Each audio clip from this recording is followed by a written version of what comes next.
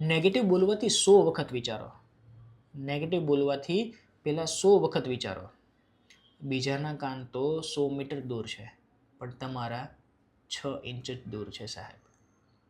તમે જે નેગેટિવ બોલો છો ને, સૌથી પહેલાં તમારો કાન સાંભળે છે. તમારું કાન સાંભળે છે ને, એટલે સૌથી પહેલાં રિએક્ટ પણ તમારું બોડી જ કરે છે. એટલા માટે નેગેટિવ સોર્સથી બને એટલા દૂર રહો. એ પછી બિઝનેસ લાઈફ હોય કે પછી પર્સનલ લાઈફ હોય. તમે જેટલું સકારાત્મક વિચારશો, તમે જેટલું પોઝિટિવ વિચારશો, એટલું જ તમારું માઇન્ડ પણ એ જ દિશામાં ગોહેડ કરશે.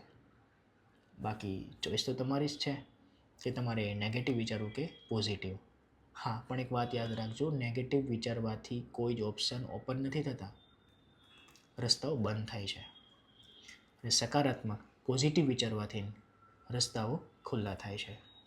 અને જો તમે ખુલ્લા રસ્તા પર તમારા બિઝનેસને કે તમારી લાઈફને રન કે દોડવા ઈચ્છતા હો, તો એક જ ઓપ્શન છે તમારી પાસે, દરરોજના માટે પોઝિટિવ વિચારો.